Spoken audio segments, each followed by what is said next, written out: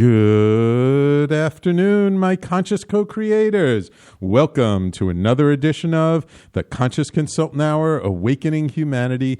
I am very, very pleased that you are here with me today.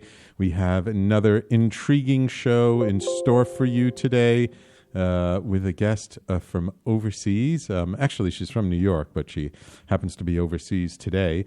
So we're going to try again to go live on with Zoom video to bring our guests in and hopefully everything goes well. I know last week we had a little bit of issues, but it should be fine today. I just want to give a quick shout out to all those people who were sending me all those wonderful birthday wishes on LinkedIn and on Facebook for today and yesterday. Thank you all. It's a little bit overwhelming. There's like so many people. I'm probably will not be able to get back to you all. But thank you. It is much, much appreciated. I'll post something in general. Anyway, so let's get started with our quotes of the day from the universe and from Abraham to start us off. And then we'll get into the meat of today's show, which should be a rather fun show. Okay, so first, from the universe. Did you know that you have so many fans in the unseen who love you so much that you never dream alone, cry in vain, or sleep without guardians protecting you? No matter how things may appear, cozy, cozy, the universe. We love our quotes from Mike Dooley in the universe. I think just trying to remind us, how interconnected we are. And we're interconnected not just with physically with the things around us, with the environment, with nature, but even on an energetic level. And I know that sometimes it's a little bit of a hard concept for some people to really grasp that, if you don't believe in spirit, if you don't believe in energy, if you don't believe in souls, that there's more around us than just this physical world. But the interesting thing is that the more and more that physicists and scientists look at what is the universe made up of, what is it that is really the fundamental nature of the things that make up our physical bodies and the physical world around us. The closer and closer they look, the less and less they see, and the more and more it appears to be nothing more than energy. And so even if you don't believe in spirits or souls or something beyond this physical world, if you believe in the physical world, then you believe in energy. You believe, you have to believe, because that is what we're all made up of. And on an energetic level, we're not so separate. And even those who have transitioned, who have passed, the loved ones that we've had in our lives who are no longer with us, as long as they're in our hearts, as long as they're in our minds, as long as we remember them, their energy is still all around us. The first law of thermodynamics, energy can neither be created nor destroyed. It merely transforms state. So those people in our lives, those not just people, anything in our lives that appears not to be there anymore, it's just how it appears. It does not mean that they are still not around us, loving us, caring for us, watching over us. I even had the opportunity not that long ago to go with my wife to see John Edward, who used to have that TV show. I forget the name of it now. And he is just fascinating to watch, the way he communicates with people who've transitioned, for people in the audience, and the information that comes through that really, and all he's doing is relaying this information to show people that, like, yes, your loved ones are still around, and they are communicating through these details that he pulls out of the air, that they tell him that it's just like impossible for somebody to know who wasn't in communication with them. So if you ever have the opportunity to see John Edward or just any of the mediums like that, or even watch his old show just to see how they work and see what happens. It's just fascinating, and it really, I believe, can help us to have a little more faith and to have a little more belief that those who have transitioned are still all around us. Anyway, so that's our quote from the universe. Let's see what Abraham has in store for us today. Because we know that life is eternal, and we know that there is no ending to that which you are about, if one of you is killed in an earthquake or crashes your plane or any number of other very creative ways you have found to make your exit into non-physical, because we know the whole picture, we grieve not a moment for any of you. But from your more short-sighted point of view in physical, a lot of you grieve tremendously. Abraham. See, I mean, again, these are just the quotes for today, and they're very much in alignment with each other, and they're all about sort of the non-physical nature of life, of reality. And what Abraham is saying, because Abraham is a channeled entity that is non-physical, that communicates with non-physical entities, and basically Abraham is saying, like, you know, and I know Abraham in many quotes is like mocks death and makes fun of death and doesn't believe in death. Because death is merely a transition. It's a transition from physical into non-physical, back into non-physical, because we're non-physical first, then we're physical, then we're non-physical again. And so, you know, Abraham talks about, you know, there are all kinds of different ways to transition from physical back to non-physical. It could be old age. It could be, you know, any number of natural disasters and accidents, and quote unquote accidents, I'll say, and it's all a variety of sort of creative ways of what we happen to have decided this life of how we wanted it to end. And yes, when there's not the time to say goodbye to people, and there's not the time to make peace that, knowing one day they will transition into non-physical, it can be traumatic. It can cause us pain of loss and of separation. And what Abraham is saying is that because Abraham itself is a non-physical entity, they see things from a much broader perspective, from a much view. So when you know that there is no end to life, that life merely transitions from one state to another, then there's no reason to grieve the loss. It's not that anybody who passes away is no longer with us. They're still with us. They're just with us in a different way. And I remember how my wife, when she lost her mother about 10 years ago now, how she grieved a lot, and it was very difficult for her. But over the years, when she started doing therapy and started seeing a therapist herself, even though she's a therapist, and experienced this form of therapy called EMDR, she really had a what she called a spiritual experience, and she's a very grounded, very practical kind of person, of being able to talk to her mom, of being able to communicate and really have that feeling of what her mom felt and what her mom was feeling with her communicating to her. So there were many ways to have that kind of experience, and there are many ways to really connect with those people who are no longer with us.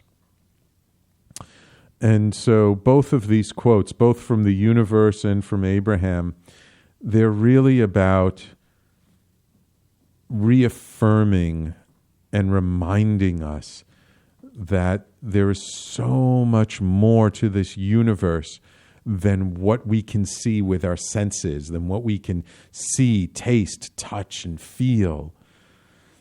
And that if we can just allow ourselves the moment of imagination, of fantasy, of this idea that there are spiritual beings and beings of light all around us all the time, and that we are guided and protected and watched over, even in our darkest of times, even in our most difficult of times, that there are other entities that maybe we can't perceive them. Maybe we have not developed those capabilities yet ourselves to truly perceive them.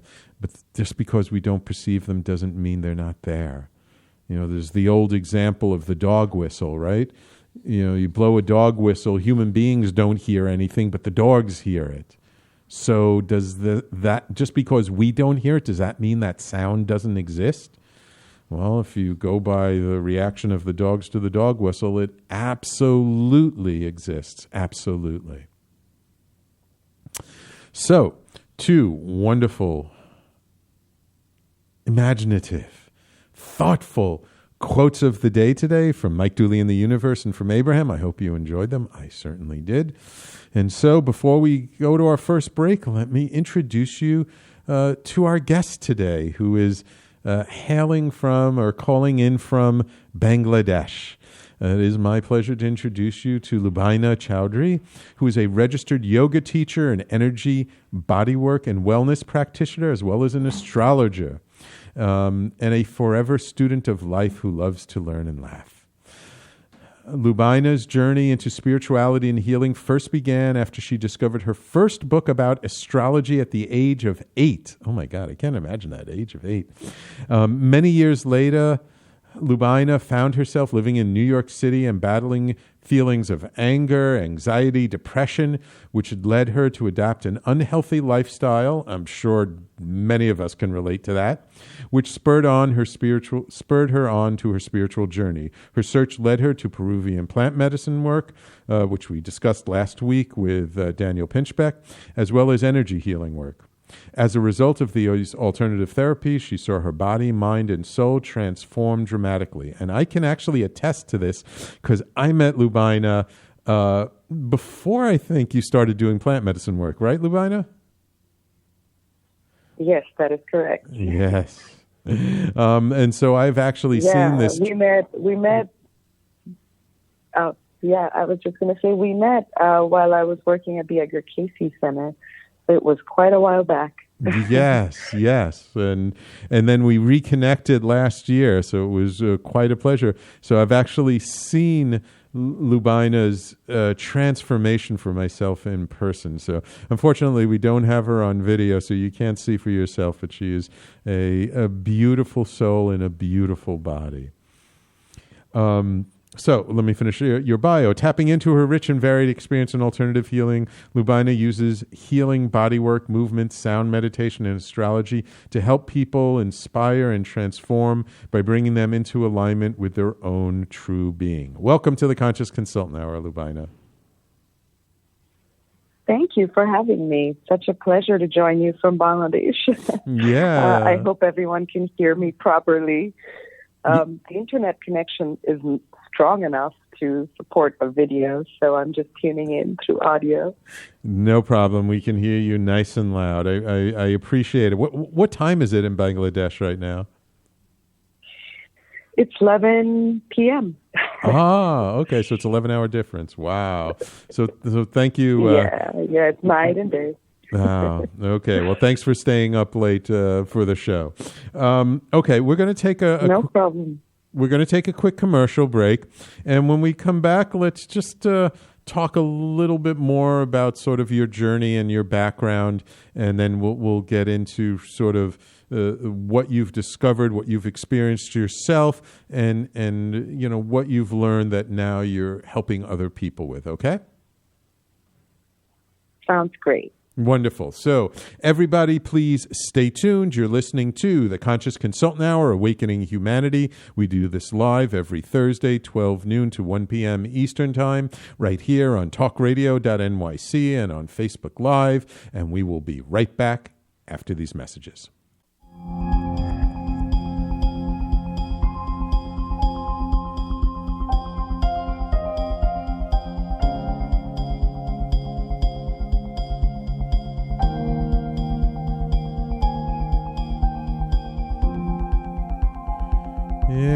welcome back to the Conscious Consultant Hour, Awakening Humanity. We're speaking this hour with Lubaina Choudhury, yoga teacher, energy, body worker, and wellness practitioner, as well as astrologer. So let's talk a little bit about astrology, Lubaina.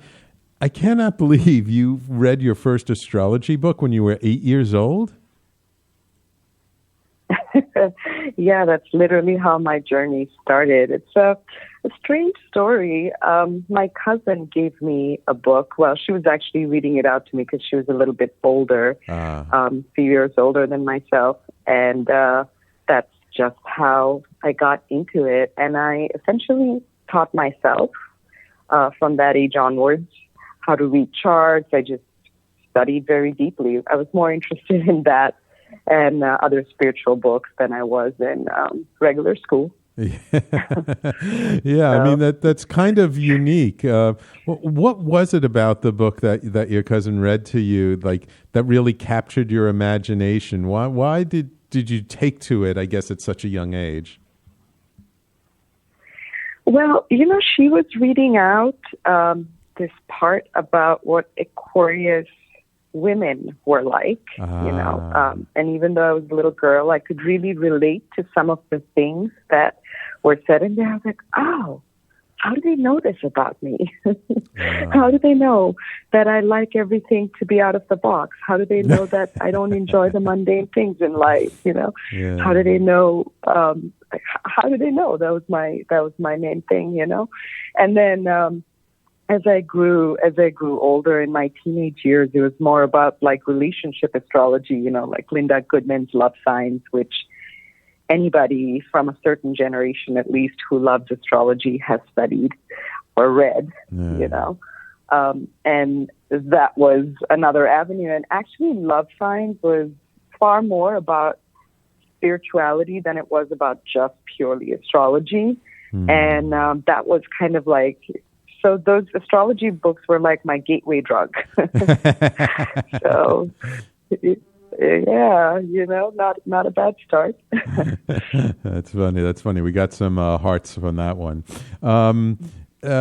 Okay, so now, would you say that? I mean, you eventually got really on a healing path. What happened kind of just briefly sort of in between? Did you kind of get away from that? Was it always sort of a part of your life, or was it something that you kind of got away from and came back to? It was always a part of my life, but I think that growing up in Bangladesh, there was a strong sense of religion associated with spirituality here. And growing up with all the books I read about Edgar Cayce, psychic phenomenon, reincarnation, and astrology, I kind of thought differently than everybody around me. So there was a portion of my life where I was trying to reconcile the two and just decided that's not going to happen. And there were some life changes that went along with it, and I think that the biggest stimulus for my spiritual growth in my earlier days was I actually got divorced very young. It was a cute little story. I ran away from home, got married, got divorced, won a green card to go to the U.S. That was in a nutshell, just like one thing after another within a span of 2 years. Wow. So it's very much like Linda Goodman called it like a thunderbolt path of accelerated karma. Wow. So definitely was paying off some karmic dues there, and I think that like a lot of people, maybe you can probably relate to this, who get on a healing path have at some point have to go through some kind of, I call it an initiation from life, it's not anything other than that. It's like your own karma initiates you to be like, this can't be it. There has to be something beyond what's going on over here. Life does not make sense. And so when I went to New York, I found, because I had read Edgar Cayce's books a lot when I was growing up, I found the Edgar Cayce Center in New York, and I started volunteering there, eventually worked there, And as I was still kind of on the journey as all this went on, because I had gone through a divorce at a young age and then moved halfway across the world, big changes were happening. Right. And so let me ask you a life started question. putting that pressure. So let me ask you a question. Go ahead. So when you came to New York, you had no family here, did you? Mm-hmm. I had my brother. I was lucky. He's my karmic gift from the universe. Okay. I had my brother here. Okay, good. I mean, here as in home. Yeah. In New York. Right. And so I did have the support from him, which was very crucial, but it was still like a big change. And, I'd always been someone who questions life. And I think I really started questioning things when I got very, very depressed, and I tried so many things to help myself. Like, that's just, again, part of the healing process, right? And eventually I feel like if you're serious enough about your healing, you're going to find what works. Sometimes it's a little bit of this and a little bit of that. Sometimes it's that one thing that just unlocks the door.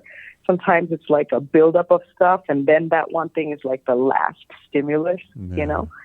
So I think that's kind of what happened with me.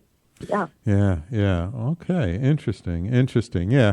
Because I guess at the time I met you, you had already started working at the Casey Center. I think you'd probably already gotten divorced by that time, but you were still, I guess, at the point, I was. Kind of in the middle of your healing journey. And then we kind of lost touch for a little bit. And then I guess kind of we did for a few years. Yeah, but sort of it was interesting how we both independently discovered sort of this South American Peruvian shamanistic work and working with plant medicines. Mm-hmm. How did you first come to it, and like why do you feel you got so drawn to it? Well, I think it was part of my path, and I believe it always was meant to be. But again, I think there was that desire in me. I was at a state where I was really desperate for healing, and I think the universe heard it, right? I had read in a book about plant medicine, and it was just like 2 pages, and I just like read it, and I was like, this is fascinating. And, it talked about like dying and being reborn. It was very dramatic, and I was really drawn to that. It's all my Scorpio placements in my chart. Like, death, rebirth, sounds amazing. And then a couple of years later, when I was working at the Edgar Cayce Center, I just like remembered that those 2 pages I had read. And as I was walking into work, one of my coworkers ran up to me. And it was very like synchronicity. As I'm walking to work, I'm remembering this page that I read, and I was with one friend who I said, hey, have you ever done this plant medicine thing? It's supposed to be really amazing. She's like, no, I don't know what you're talking about. And I'm saying, I want to do it at least once in my life. And we walk into the door, through the doors of the Edgar Cayce Center, and my coworker comes up to me and says, hey, do you want to do this plant medicine ceremony? And I was like, what just happened? That's funny. And my friend was also like, who was with me, who had just asked, hey, have you ever done this? She also looked at me and was like, what just happened? And I said yes, because of the synchronicity. And I really believe that was like the universe answering my call for help, So I think that's why I was so drawn to it, is because it was just kind of such a moment in my life where you couldn't avoid what was going on. Like the universe was really talking, Yeah, it was giving you that big tap on the shoulder saying, hey, you were looking for something. Here it is for you. Yeah, exactly. and let's just talk a little bit about what your first experience is like, and then we're going to take a break, and then I really want to talk about sort of the healing work and how you transformed over the years from doing it. So what was that very first plant medicine experience like for you? Was it beautiful and blissful? Was it torturous, or was it somewhere in between? Well, it's a little bit of I would say much less dramatic than one might expect. I went in, to make a really long story short, because it's been a while now. This was more than 7 years ago, I went in and I didn't know whose hands I was in, because I didn't really know much about what was going on. Right. So I trusted that whoever was there had a lot of experience, which apparently was not the case, And here's where I do like to caution people, in terms of those who are looking for this kind of work, to be really careful about who they're receiving this from, because absolutely. It becomes such a healing fad, and it's become so popular that there are many people, some well-intentioned, others maybe they just don't really think as much about the consequences, right? Doing this without much thought or experience, right? So it actually took me a while to find somebody who had a very good amount of experience, who actually was from Peru, who had been doing this work for a very long time, And it was a process to find this person. It took me about a year. But I will say this about my first experience. It moved something in me. The plants moved something in me, because after that first experience, I started having relief. Not necessarily during the experience, but following days, right? I was having very vivid dreams, and I was crying a lot, and, there was just something you could feel palpable moving energetically, which is why I kept going back, even though I wasn't really sure what was happening, And eventually I landed with the right person, right time, again, those synchronicities, lots of synchronicities on this path. And that's now I want to move to Peru. So here we go.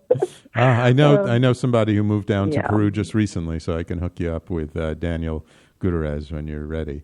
Sounds great. Yeah. And your story actually brings up a very important point, which is oftentimes it's not what happens in the ceremony that's so transformative, but it's what happens afterwards. Like, that's really where the real work is how do we take this peak spiritual experience that we might have had in ceremony, and now how do we integrate it into our daily lives? What happens to us, in the days and weeks and months that follow? And sometimes I feel that people lose sight of that fact, and lose sight of the fact that, it's really the ceremony is just the beginning of the journey. It's the dipping your toe in the water, and that it's what happens afterwards is really when you really are swimming in it. Okay. Absolutely. And I mean, plants are a process, nothing is a magic potion, and nothing is a magic pill. Everything takes patience, work, love, compassion, That's what my teacher said to me. This work takes love, compassion, and forgiveness for yourself and others, and it's a process. Yes. So I think absolutely. I think we're on the same page with that one. Yep. Okay, so it's time for us to take our next break. So when we come back, now I want to start getting into sort of the healing work that you learned, and sort of how all of this moved you into not just like myself looking for your own healing, but sort of turned you into someone who's now out there helping others and supporting others on their healing path. Okay? Sure. Yeah. All right. Sounds good. Wonderful. Everybody, please stay tuned. You're listening to the Conscious Consultant Hour, Awakening Humanity. We do this every Thursday, 12 noon Eastern to 1 p.m., right here on talkradio.nyc, on Facebook Live, and all over the place. So please stay tuned. We'll be right back after these messages.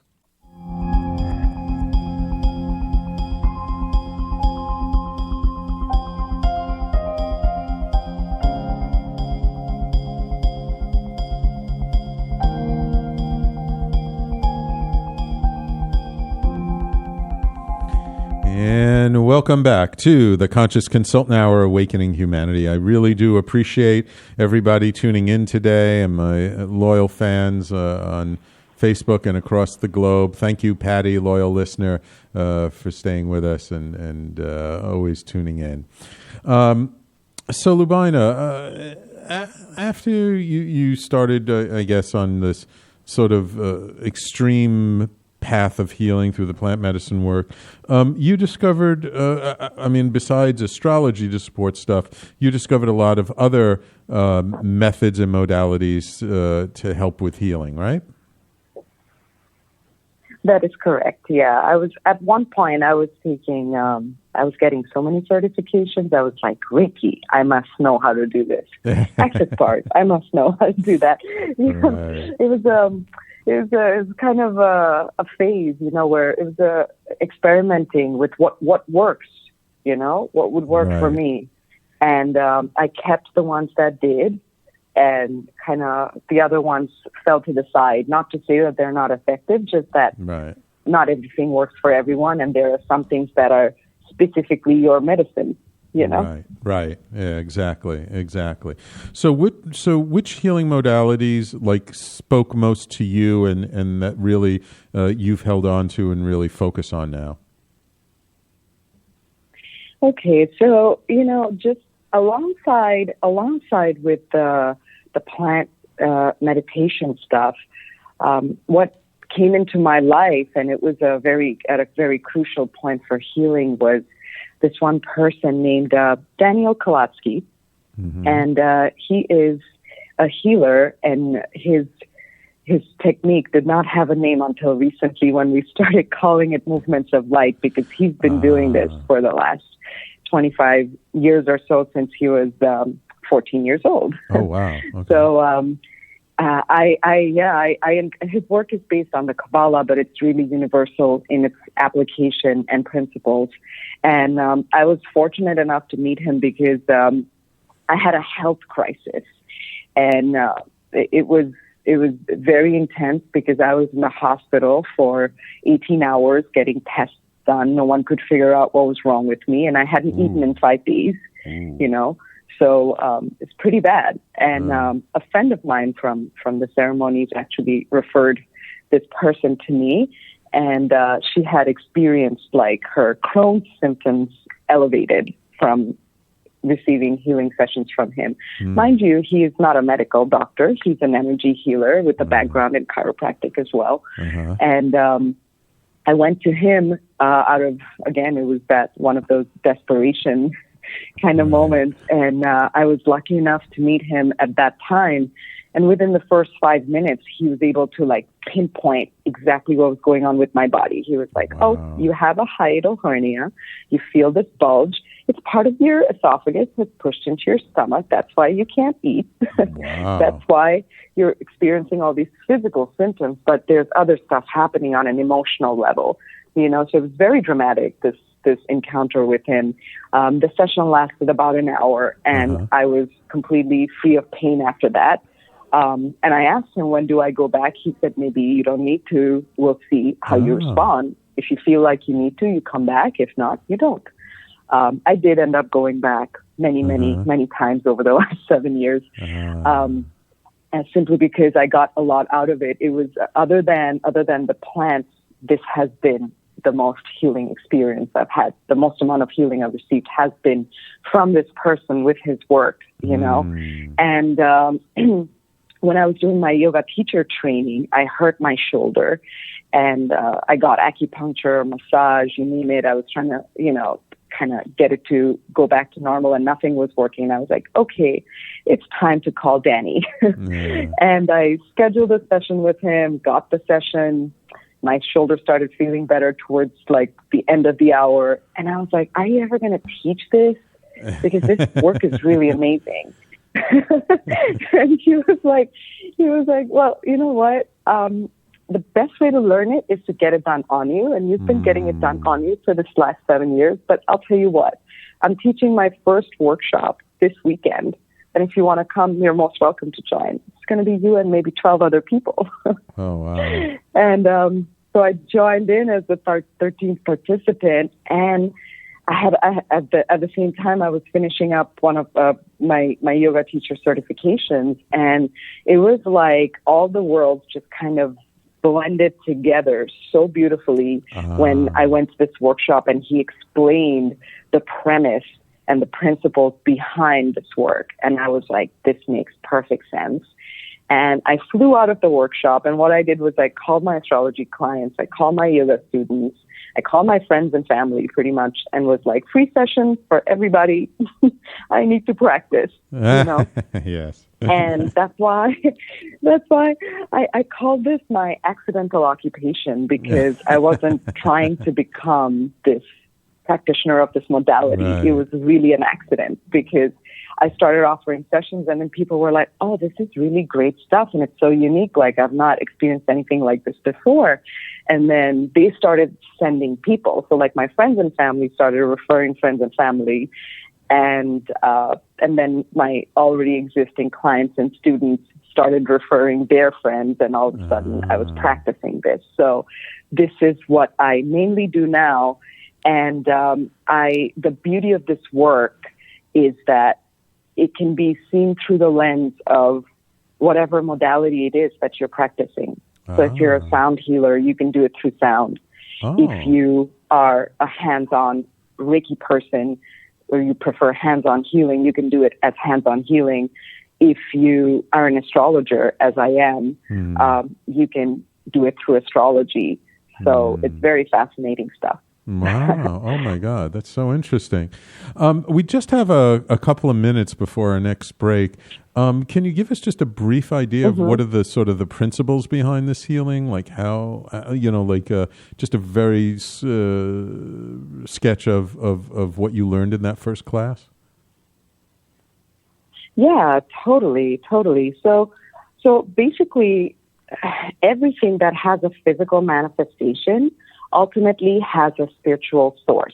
That's the premise of this work. Right. So movements of light, it's a modality in which we're using the body as a portal to access the subtle and go deeper into the subtle levels of consciousness, and use it as a portal to access the energetic realms that create reality as we know it. Right? So the body or the physical realm is actually the densest level of creation, you know? So if there are any imbalances that show up there, then they have their roots in the mental, emotional, and spiritual levels. Right. So that's what we're doing in this technique, is we're tracing the tensions and tones of the body, because I do it as a hands-on, and that's how my teacher, Daniel, that's also how he does it. And using the tensions and tones of the body to trace the energetic patterns, and then go deeper into the person's levels of being, so that they can bring to awareness what's lying in the darkness. And once that happens, healing happens. Interesting. So it's kind of, if I understand you correctly, it's kind of like using the body as the breadcrumb trail that you kind of trace through, like where's there something out of alignment, out of balance, where's there pain or aches, and then tracing that in a way back to what is really the underlying cause. Exactly. Like, for example, when my physical manifestation of my digestive issues, my hiatal hernia, that initially is what I went to Daniel for, that was a physical manifestation of all the years of depression and suppressed rage that I had in my body, you know. I see. Interestingly enough, when I started doing this work, it was less suppressed and more expressed, because it finally had a chance to come out, you know. Good. So yeah, it's that kind of an example. And sometimes some of the things you see, even if you have genetic stuff, and this is where, you know, and if we don't have time to go into it right now, we can talk about it more after the break. Yeah.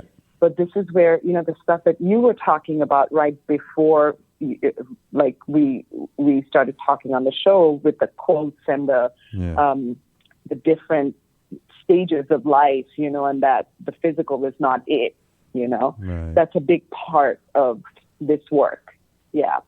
Yeah. It's so funny how the quotes of the day are always like the perfect quotes for whoever the guest is that day. and Totally. and I was yeah, thinking that. I was like, you know what? This is exactly what it's all about. Yeah. Because right. even so just to finish up that last thought is, even if something appears to be genetic, right, there are other layers of being, because our lives are not contained in this physical realm. And this is, in a manner of speaking, maybe not the first time that we've been here, and if you can open yourself up to that idea that life actually is limitless and our experiences are on multiple dimensions of living. And by dimensions, it can be, other lifetimes as well. Right. Then something that you're born with makes more sense than just, it's just genes. Even the genes have a reason. And now they've done all this amazing research into epigenetics, where they're showing that genes are not set in stone anymore. Right. There's a way to affect them. Right. Yeah. Right.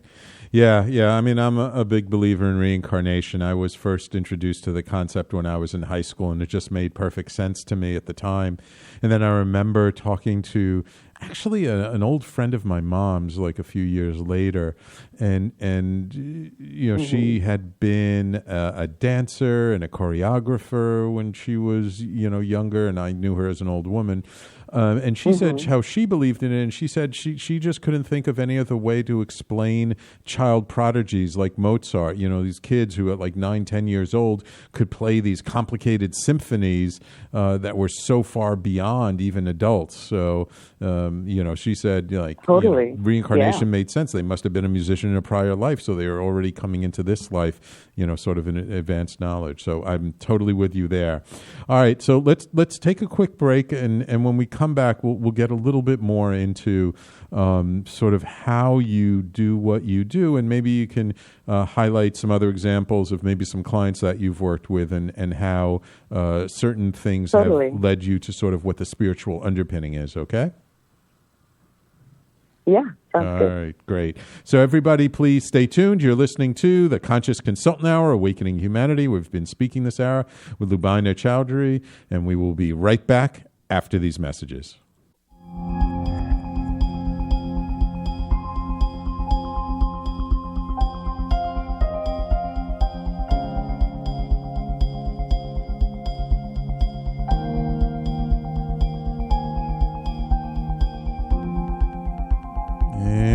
And welcome back to the Conscious Consultant Hour, Awakening Humanity. We do this every Thursday, 12 noon to 1 p.m. Eastern Time. And if you've not yet signed up for my newsletter, please go to theconsciousconsultant.com and sign up for my newsletter, just so I can keep you aware of like what's coming up next week, what happened last week, my blog. I'm getting a lot of good stuff, and let people know kind of what I'm working on. Getting a lot of good feedback from people on that. So, Lubaina, like yourself, I also, in a way, kind of became a healer accidentally, because I was taking all these, like you, several different modalities, all these different kinds of energy healing work, until that one class where I practice on somebody else and I help them to heal from a lifelong condition in a few minutes. And then I realized, this isn't just for me. Like, I can use this to help other people. So I'm curious, when you started, working, like, I know sort of initially we all kind of do that. Like, we do these sessions for all our friends and family and just to get practice and stuff. But once you really started to work at it more intensely, more focusedly, what kinds of results did you start seeing in the people you worked with? Like, what kinds of things would they come to you with, and then like what would happen throughout a session? Yeah, so I'm trying to think of examples that people can maybe relate to more. So I had this one client. It's really fascinating, because we think that things we experience on an emotional level are on an emotional level, and things we experience on a mental level are on a mental level. And then the physical symptoms maybe are separate from all of that, So I think we develop because of our ego selves, right? This sense of separation of these different parts of us. And we have this like mind created, and yoga talks a lot about this, the mind created self, the false image, or that's what Eckhart Tolle calls it, the false self, and because of that, we feel as if there are these different parts of us, right? But if there's something holding on an emotional level, it's going to show up on a physical level. Right. So I had this one client, and she called me. She was a referral through my teacher, and she called me, and she had all this back pain, and she was like, I'm trying to decide if I'm going to come to you. I have another person. And I was like, okay, it's up to you. And, you choose, but you just need to let me know because I only have a couple of slots tomorrow and so on. And she was like, yeah, it just like really hurts. That's what she said. And I was like, okay, let me do a little bit of long distance stuff on you, and then you can maybe feel better. And right away when I tuned in, and this is where what you said about us, like not really being separate on a certain level, we're all connected. The separation is an illusion, time, space, all that is an illusion. I work with people one-on-one, hands-on. However, with this person, she was over the phone, and I was right away like, okay, so it's your right side. I feel it in your psoas, and your low back is spasming. This is actually connected to your right shoulder. She's like, oh my God, how are you feeling all these things? And I was like, well, my focus right now is you, and my intention is for you to experience some comfort from this discomfort that you're experiencing. So I worked on her for maybe 5-10 minutes, and she was like, no way, I have to come to you tomorrow because I'm really blown away by this. And she's like, how do you know all this? And then she came, and as we're working, I had her fill out a form and everything. And she had mentioned that she had epidurals because she has a baby. And as I'm working on her spine, I was like, oh, there's a lot more than just epidurals going on here. There is a level of anxiety that's holding in your body as a pattern, right? And she was like, yeah, so on point. And I'm like, well, your body is basically telling me you're at this point in your life where you're about to make some big decisions, right? So there's some kind of big change coming. And this reaction that you're having, like it was a yoga injury that she experienced the physical pain from, but that's just a manifestation of what was going on on the other levels, where she was experiencing this stress of like having to make decisions, like big decisions about changes in her life, changes in her career and her relationship with her son, you know? And she was like, how do you know this? And I was like, I don't know anything. It's your body. I don't know anything. And that's something that I've learned through doing this technique is I just trust that when I go in with the intention that I want someone to experience healing through themselves, not through me, not through me, but through themselves, and they're able to bring into awareness what is causing, we call them contractions, right? So they're contracted somewhere. And in the Kabbalah, the way Daniel explains it, he says it's a turning away from God's light, which means that we are not in alignment with our soul over there. So all we're doing through this work is going in and tracing that. And also what happens, another interesting pattern that I had with another client was he had, and this was fascinating because I had something similar in my body, and I had gone for a session and experienced it. And then I started seeing it in 2-3 bodies, and everybody was like, how did you know? And it's like, well, I felt it in mine. That's how I can feel it in yours, because it's familiar now. It's resonance, you know? So I was working actually on a very good friend of mine, and I knew a lot about him, but I didn't know that he had almost drowned when he was a child, right?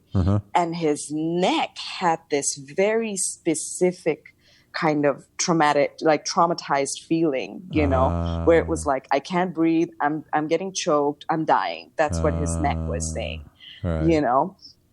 And when we released that, he said he felt like his whole body was experiencing this like rush of energy coming in when we did that, because he had actually not even thought about that memory. It was like not even in his consciousness as something that was affecting what was going on with his life currently. And in his life, when he came for the session, what was happening was this feeling of overwhelm and being drowned. So these parallels, right? And the body will show us what it's ready to release. Right. It's sometimes very dramatic and sometimes it's subtle. But it okay. works. Lubaina, unfortunately, we're out of time. I so wish we could continue, but no worries. There is another show on after this one. So, I mean, this is all amazing and totally, it's everything you're saying, I totally resonate with. It's I like to say there's always an energetic weakness that allows the body to then experience some physical malady. Exactly. So if people want to find you, get a hold of you, when are you coming back to New York? We got to get together. Now I got to experience a session. After hearing all this, I got to have a session with you. Oh, yeah. I would absolutely love to give you a session. Yeah. I'll be back on the morning of the 24th. I'm flying from here on the 23rd. Oh, okay. So it takes 24 hours. Yeah, that's a long flight. That's a lot of traveling. So how can people find you? What's your website? Where can people learn more about you? Yeah, so my website is meditation-yoga.nyc. You can contact me through that. I'm also on Instagram and Facebook. Just look for Empower and Awaken with Lubaina. That's Lubaina. It's not the most common name, so it's better to spell it out. Yeah. You can also email me if you want. My email address is empowerandawaken@gmail.com. Wonderful. Well, Lubaina, thank you so much again. I know it's almost midnight where you are. I appreciate you taking the time out, and I really look forward to getting together with you when you get back to New York and experiencing this for myself firsthand, okay? It was such a pleasure. Thank you so much for having me. You're welcome. And a big thank you out to all of our loyal listeners and fans who've stuck with us throughout the hour and throughout the show and the weeks that come. Next week coming up, I have a very interesting fellow, a filmmaker by the name of Roger Nygaard, who's just created last year a film called The Truth About Marriage. And we're going to talk all about marriage, where it comes from, and sort of things that maybe we don't quite know yet about marriage. So I hope you'll join us next week. Stay tuned. Coming up next, it's Voices of Courage with Ken Foster, interviewing one of my dear, dear, dear friends, Teresa de Grosbois, who is the founder of the Evolutionary Business Council. So if you're listening to us on talkradio.nyc, definitely stay tuned for that show. It's going to be a great show. Thank you all for tuning in. I'm over time. I will talk to you all next week.